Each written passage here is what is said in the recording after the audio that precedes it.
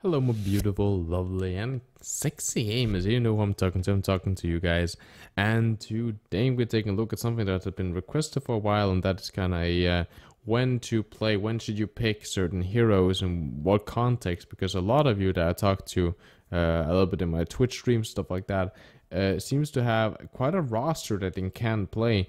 But the question is like, when should I play this hero? When should I pick this hero? And stuff like that. And that's, of course, very nice to know so that you play your heroes optimal, and that's what we're going to take a look at today.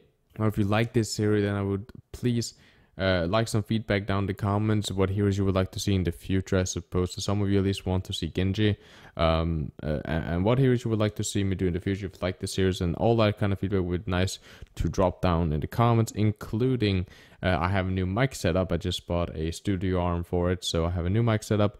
How does this sound? Is this okay? What do you guys want? I'm probably going to play around with it a little bit myself, but I would love your feedback on that as well, so we can continue to improve this channel together as a community. And then one last thing, I know this is one hell of an intro, but one last thing is that it would be, there's a lot of people that have been contacting me through my Discord and even through my emails, asking me questions and want to talk to me. And the only thing I can say is I don't have the time and resources to actually put on and answering everyone. It's not full discussions as I want to. So a lot of time it's just like sentences that I can answer back really quick. But I can't do full conversation with all of you doing like private emails and stuff like that. So I have a Twitch stream. I'm streaming like 3, 4, 5. Okay, 5 times. That's not true. Like 3, 4 times a week, depending on my team practices. And if you can jump in there and be in the chat a little bit active, that'd be nice. There's a link to down the description with the times that when I'm going live, and that would be real nice if you guys wanted to come in there and talk to me. And that's like the best way, because then I can actually give you the attention that I want to. With no further ado, guys, let's jump right into it. Today we're taking a look at when to play Reaper. And of course, this was requested in a video. Now, as we all know, Reaper is superior in close quarter. He's really good in close combat. However, there's been a lot in the meta that has done that he's has been known to be less effective. And it's not really that Reaper has been less effective, it's just that there have been better picks during the triple tank meta. When Hog was still a god, a lot of time you had the option, you could either have picked Reaper or pick the Hog, but the Hog was just so strong at the time that Reaper just got outshined. Because Reaper is one of those heroes that, if played correctly, can with ease carry the team. He's one of the easiest DPS to carry with, just because of the insane amount of damage he's putting out on the enemy team. Now, what you want to make sure if you're going to pick Reaper, there's an easy line that you can just ask yourself, and I'll talk a little bit about how to answer this line proper and how to think about it, but the line is, can I get close to the enemy team? And you can ask it both on offense and on defense. Will I be able to get close to the enemy team? If there's a specific target, will I be able to get close to that, or will I have problems doing that? So let's just take an example on offense, right? If you are on Hanamura, the first choke is normally really close. A lot of time the tanks and stuff like that, they hold very close to the choke, and then they have like maybe some supports in his scan further back. At least in higher ranks they have the support further back. I do not know what they do in lower tiers, but in general that's normally we'll see people like lining up trying to hold that choke. If they have a mate, then that becomes a problem, of course, but in general what you can do, since the enemy team is so close, you will be able to get close to them and hug the wall, and then you can just kind of run into the gate and start shooting down their tanks. This way the answer is, of course, yes, of course you'll be able to get close to them. And then, of course, you can't do everything on yourself. So if there's one soldier on the high ground, maybe you can't get to him as easy as you can maybe just slaughter their tanks instead. On defense is where I like Reaper, because a lot of time the enemy team is forced to get close to you, and a lot of time there are some nice flanking routes that you also can do if you want to get closer to the backlines. And that's one of the things, especially in competitive, compared to a team, but especially in competitive, being Reapers to understand how to like kind of hug the walls and use like edges and stuff like that to your advantage, right? So you can kind of move close to the walls, use it as cover if you're getting low, right? If you're low HP, then if you can get into a house and then take a turn, then you can hold that turn really close. So as soon as they run after you because they want to secure the kill, when they go around that turn, they are in like almost as close as they can be to you, so your shot gets its maximum efficiency, right? This will of course suit your strength, right? If you can understand that if you're low HP, if someone is chasing you, you can kind of just get behind a wall and then just turn around, and then they will of course follow the same pattern as you, and then you are already close to them. So you don't actually always have to be able to get close to yourself, because a lot of time the enemy team will get close to you to try to secure the kill, and that's when you just turn on them. So moving with edges and to a certain extent doing flanks. If you don't have a main group that's gonna be aggressive enough and push the enemy team, get close to the enemy team, then using these kind of flank routes, such as if you are on King's Row on first point, right? You can even go into custom game and try this to check it out yourself. On the first point on defense, right?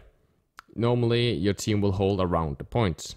However, what you can do if you want to get to the backline, of course, you can just, if your team is not going to engage, if the enemy team is standing around statue, or slash they're getting close to the point, they're around the statue, slash on the way to the point, and you want to get closer to them, but you have a problem because if you run in front of your tanks in kind of the dead space between the enemy team and your team, if you stand there, then you're kind of gonna die, or at least take so much damage that you will die maybe before you even get any kills.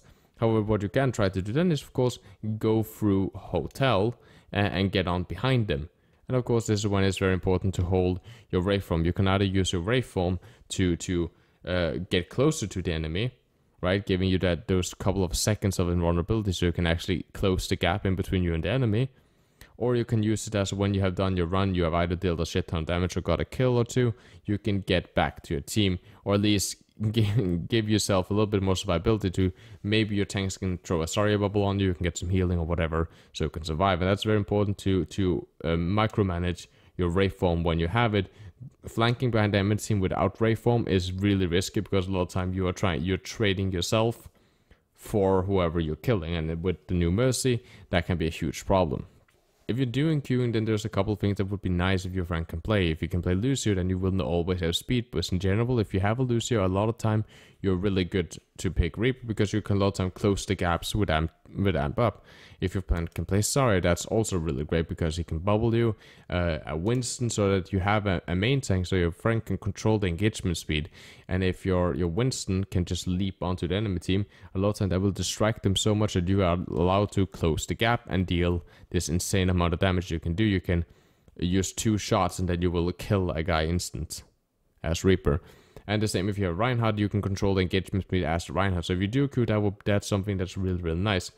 And the best way to think about it is you need to watch out if they have a lot of range, right? Theoretically, people like Junkrat and stuff like that is not that big of a problem for you because you can get close to them with waveform, and in those close ranges, as long as you're pretty okay at strafing, you can normally nuke them before they can nuke you. So choke spam isn't that big of a problem for the Reaper. The problem is consistent range damage, such as Widowmakers, soldiers, and especially McCree's because they have flashbang and can stun both your ultimate and you in general.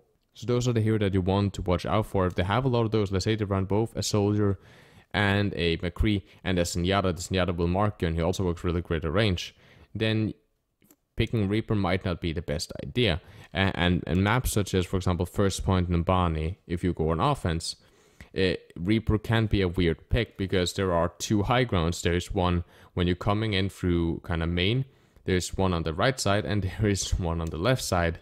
And sure, if your entire team go up the stairs and take the left high ground, that's fine. Then you have control over that and you can work really great. However, if there's someone standing on the other side, so on the right side, you have problems getting to that, and you will really have some issues getting to that and controlling that high ground as a Reaper. And if your team do what a lot of team has been doing for a while is they'll run a dive comp and go for main, and then they will leap top right to kill their hit scans or whoever's standing there. The Reaper can't really follow that dive comp, right? So dive is good, and Reaper is really good if you can close distance. If you know that either you because of the maps such as King's Row, you can flank through Hotel or something, Hanamura, they're already holding close to a choke. You know that you can get close to them just because of the map environment. Lucio will always help you, or due to your team composition, you know that your Winston will leap and be aggressive, and it's be kind of like on low ground, right? No high ground control.